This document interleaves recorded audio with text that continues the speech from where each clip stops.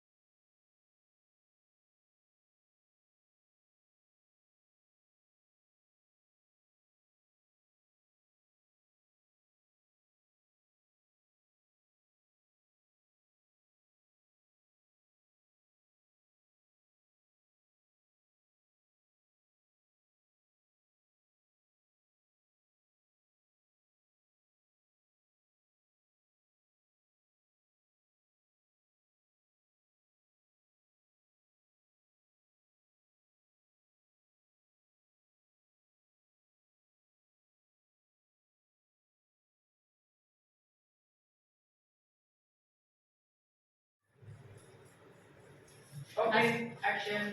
Assalamualaikum warahmatullahi wabarakatuh. Waalaikumsalam warahmatullahi wabarakatuh. Yang saya hormati Bapak Kepala Sekolah dan seluruh rekan guru yang saya sayangi. Alhamdulillah pada kesempatan pagi hari ini saya diberi kesempatan oleh Bapak Kepala Sekolah dan seluruh rekan guru untuk menyampaikan diseminasi pemahaman dan pengalaman penerapan modul 1.4 budaya positif. Saya Septi Dewi Handraini, asal dari SD 10, CGP Angkatan 7, Kabupaten Bangka Barat. Sebelum kita simak paparan saya akan lebih baik. Mungkin kita ice breaking sebentar. Perhatikan ke saya. Jika saya berkata semut, maka tangannya seperti ini.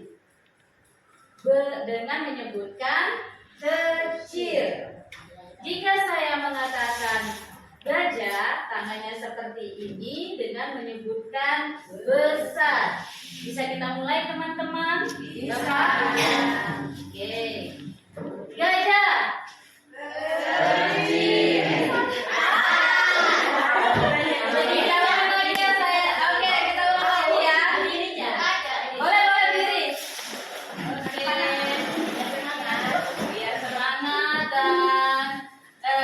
Konsentrasi. Semut besar. Gajah besar. Semut kecil. Gajah besar.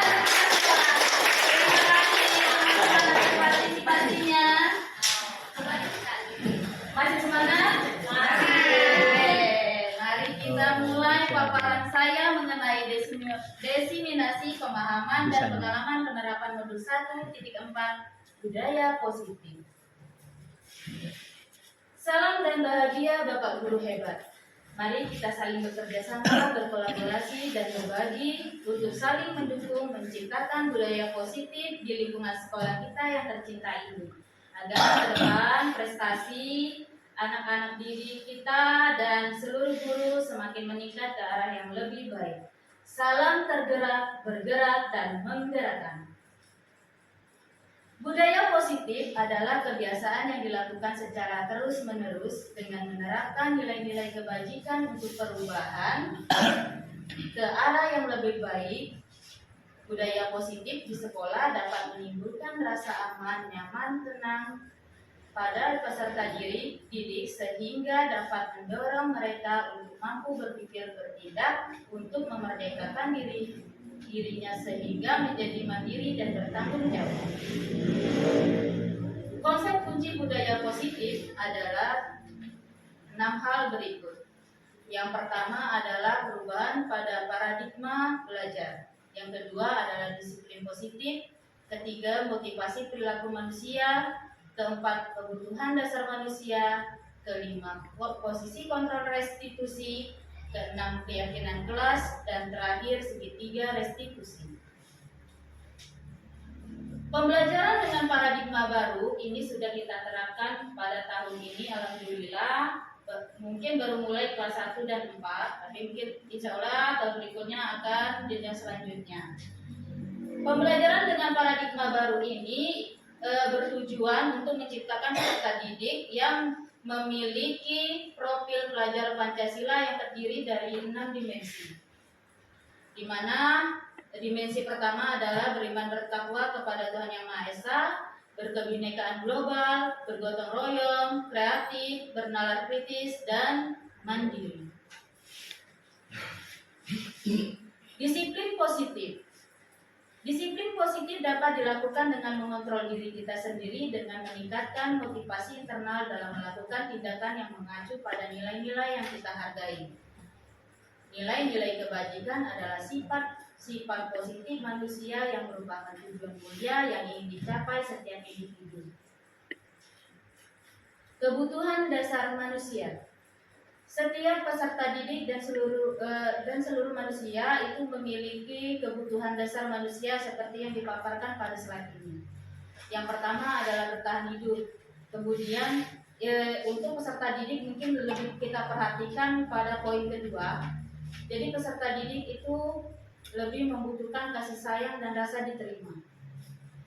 Yang kemudian penguasaan, kebebasan, dan kesenangan dalam melaksanakan pembelajaran. Motivasi perilaku. 3 motivasi manusia yang biasa dilaksanakan yaitu untuk menghindari ketidaknyamanan atau hukuman. Yang kedua, untuk mendapatkan imbalan atau penghargaan dari orang lain. Yang ketiga, untuk menjadi orang yang mereka inginkan dan menghargai diri sendiri dengan nilai-nilai yang mereka percaya. Untuk motivasi manusia ini yang lebih disarankan adalah motivasi ketiga, karena tidak terpengaruh oleh hukuman ataupun penghargaan yang dirasakan. Konsep disiplin identitas gagal. Kedua hal ini harus kita hindari, di mana hukuman ini bersifat satu arah dari pihak guru yang memberikan, dan murid hanya menerima suatu hukuman tanpa melalui suatu kesepakatan atau pengarahan dari pihak guru baik sebelum atau sesudahnya. Kemudian penghargaan. Penghargaan adalah sesuatu yang diberikan oleh guru kepada peserta didik jika mereka melakukan atau mencapai sesuatu yang sudah ditargetkan. Kedua hal ini harus kita hindari. Yang pertama, hukuman. Saya contohkan, ketika ada anak yang salah memakai baju, itu biasanya kadang kita spontan memberikan hukuman. Hal ini harus kita hindari, karena banyak hal yang menyebabkan anak tersebut salah memakai baju seragam. Hukuman yang kita berikan dari contoh kasus yang saya paparkan itu hanya berpihak satu arah saja, hanya guru, tanpa kita memberikan kesempatan untuk anak menjelaskan mengapa hal itu bisa terjadi. Hal ini harus kita hindari mulai sejak dini. Kemudian penghargaan. Penghargaan juga memang ada sisi negatif dan positifnya. Namun untuk sekarang lebih ke sisi negatifnya. Contoh saja kasus ini, seandainya di kelas Ibu Santi, setiap pagi anak-anak berbaris dengan rapi dikarenakan mendapat satu permen. Ketika Bu Santi tidak masuk, yang masuk Bu Ani, anak-anak tidak lagi berbaris rapi karena mereka hanya mengharapkan permen dari Bu Santi. Hal ini harus kita hindari agar tercipta budaya positif atau disiplin positif pada anak-anak. Konsep disiplin identitas sukses. Konsep disiplin yang harus kita terapkan pada masa ini adalah kedua hal ini. Yang pertama, konsekuensi. Konsekuensi adanya stimulus dan respon, yaitu sesuatu yang diperbuat harus dapat dipertanggungjawabkan. Hal ini kita bisa contohkan dengan kasus. Kita sepakati dulu dengan anak, jika anak-anak lupa membuat PR, maka mereka harus mengerjakan PR-nya sebelum waktu jam masuk kelas. Kalau tidak, anak-anak misalnya harus membuat rangkuman materi. Itu konsekuensinya. Jadi kita sepakati di awal, ketika ada anak yang tidak mengerjakan PR, maka mereka harus membuat rangkuman pembelajaran. Seperti itu. Ini namanya konsekuensi, bukan hukuman. Ada dua pihak yang menyetujui hal tersebut. Kemudian yang perlu kita perhatikan, dan ini salah satu materi yang sangat saya perhatikan pada modul ini adalah restitusi.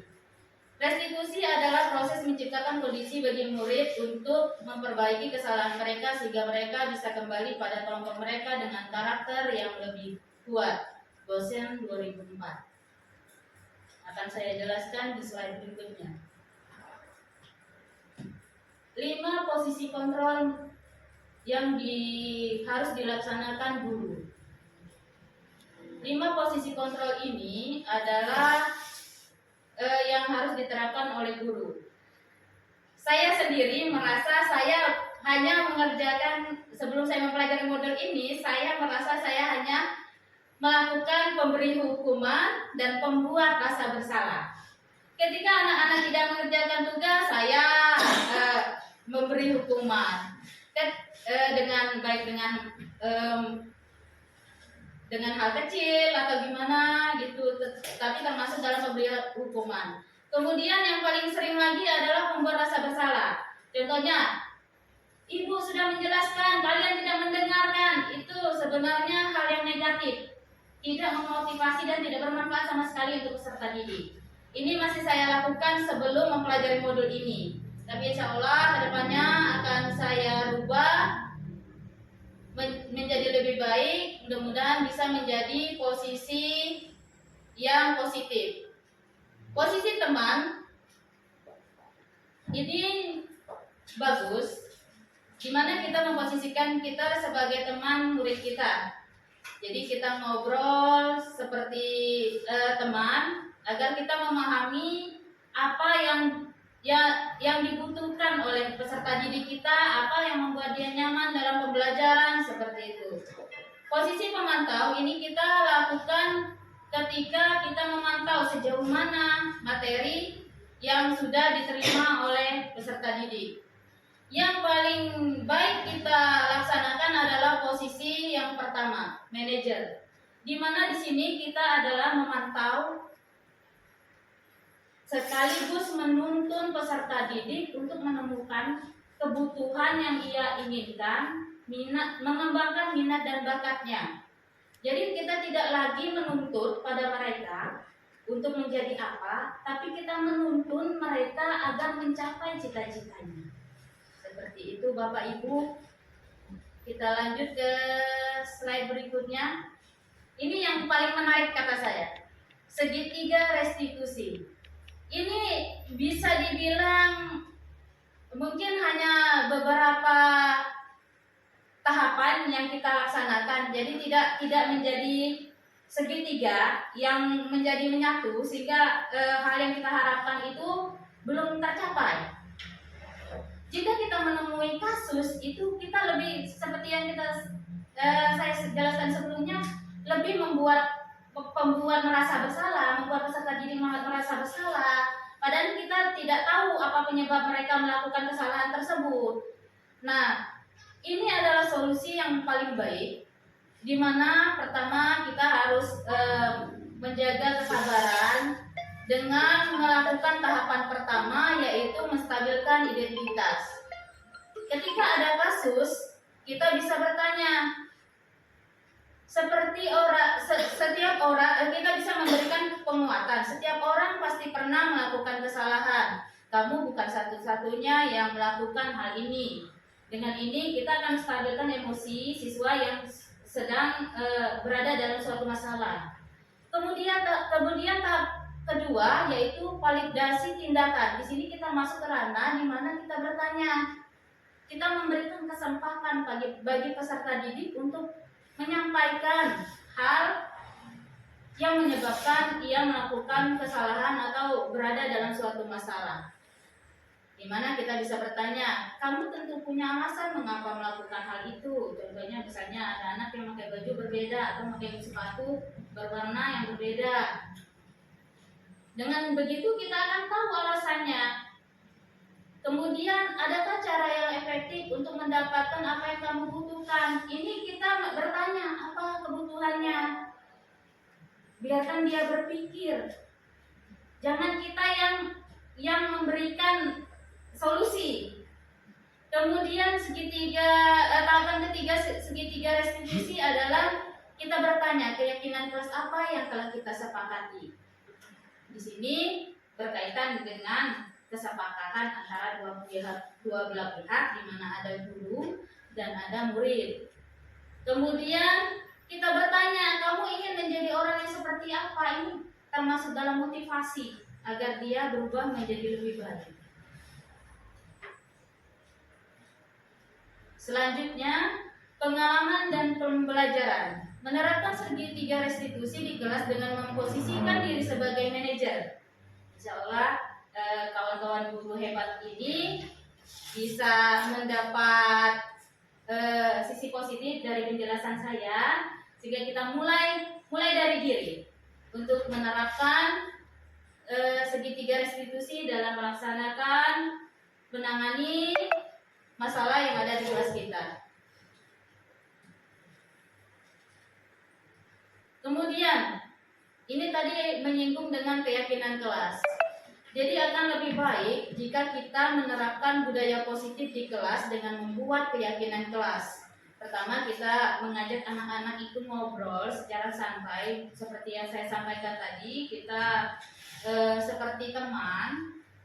Terus kita bertanya, Ini biar kelas kita berjalan dengan baik, pembelajaran berjalan dengan baik. Kalian maunya seperti apa? Coba dituliskan di dalam kertas tempel. Peraturannya gimana agar pembelajaran bisa terlaksana dengan tertib dan baik. Di sini kami sudah melakukannya. Anak-anak sangat senang karena mereka dilibatkan dalam keyakinan kelas. Mereka menuliskan pendapat, membuat keyakinan kelas. Terlihat dari wajah mereka, mereka sangat bahagia. Kemudian kami menempelkan keyakinan kelas kami. Kemudian kami menyepakati setelah kami membaca semua saran dan pendapat dari seluruh siswa di kelas. Peserta didik juga menyetujui keyakinan kelas yang kami laksanakan. Terima kasih. Terima kasih atas kesempatan yang telah diberikan ke Bapak Kepala Sekolah dan seluruh teman-teman. Mudah-mudahan apa yang saya paparkan dapat bermanfaat bagi diri saya sendiri maupun teman-teman. Saya akhiri. Wassalamualaikum warahmatullahi wabarakatuh.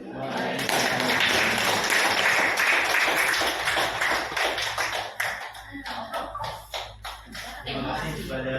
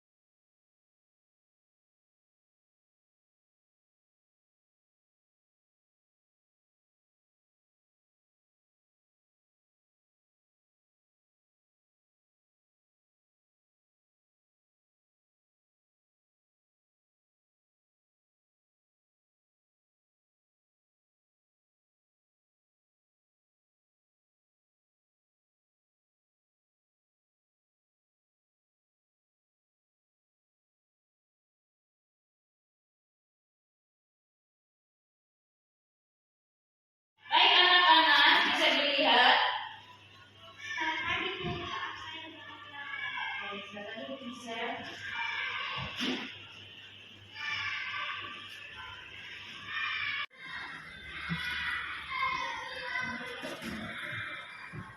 Selamat pagi, Michelle. Michelle tahu kenapa ibu panggil? Michelle tahu sekolah kita masuk jam berapa? Michelle pergi ke sekolahnya jam berapa? Jadi kira-kira kalau Michelle berangkat dari rumah jam 7.15, kemudian sekolah kita masuk jam 7.15, Michelle datangnya terlambat tidak? Nah, jika misalnya di sekolahnya terlambat, nanti ikut pelajarannya juga terlambat. Apa misal sudah datang tepat waktu? Setiap manusia memang pernah melakukan kesalahan, ibu juga pernah melakukan kesalahan, kadang ibu datang terlambat ke kelas. Tapi di sini kita bukan mencari yang salah yang Michelle, tapi kita mencari solusi bagaimana agar kita lebih baik lagi, bisa tidak datang terlambat lagi ke sekolah agar dapat mengikuti pelajaran dengan tepat waktu, ya. Pasti Michelle punya alasan kenapa datang terlambat hari ini.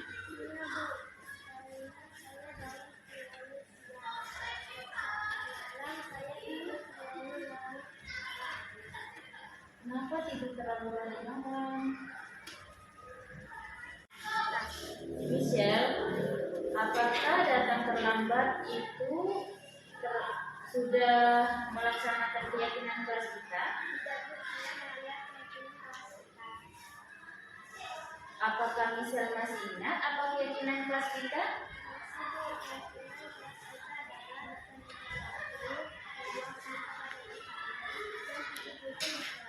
Alhamdulillah. Kalau kalau Michelle masih ingat keyakinan keras, kira-kira langkah-langkah apa yang akan Michelle lakukan agar nantinya bisa menjadi anak selamat lagi?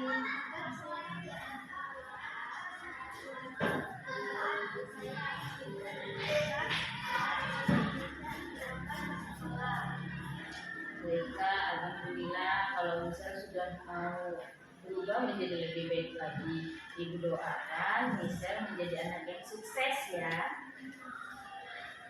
Baiklah, Michelle boleh kembali ke tempat duduk.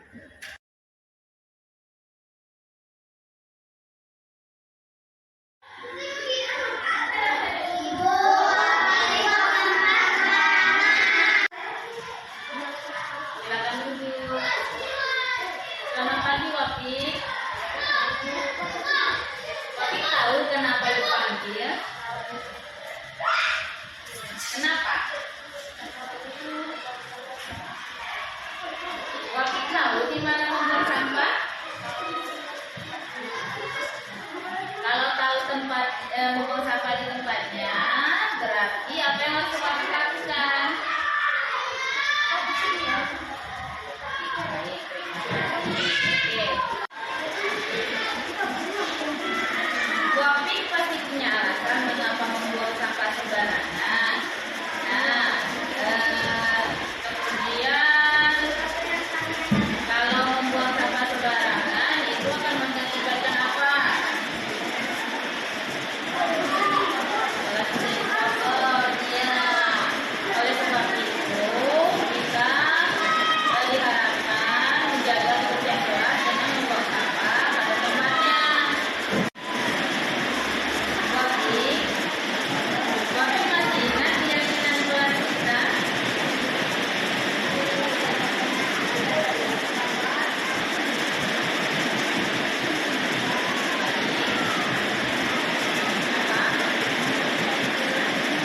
Menjaga lingkungan dengan cara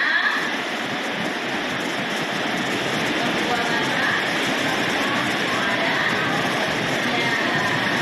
Nah, apakah yang dilakukan itu sudah sesuai keyakinan kita? Tidak. Tidak. Nah, jadi bagaimana? Langkah-langkah kedepannya Wapik apa? Bagaimana agar melaksanakan keyakinan kelas kita? Tidak mengulangi lagi, jadi sampahnya dibuang di mana? Kapan akan dimulai? Saat ini. Alhamdulillah ya, Wapik sudah melakukan sebuah perubahan agar tidak mengulangi kesalahan. Kemudian kedepannya Wapik akan menjaga kebersihan kelas kita. Iya. Baik Wapik, terima kasih.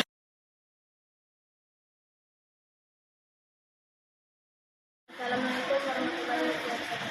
Saya Wapik. Saya menyadari apa yang saya lakukan tidak sesuai dengan keyakinan kelas. Oleh sebab itu, saya ingin merubah sikap lebih baik sesuai keyakinan kelas. Terima kasih.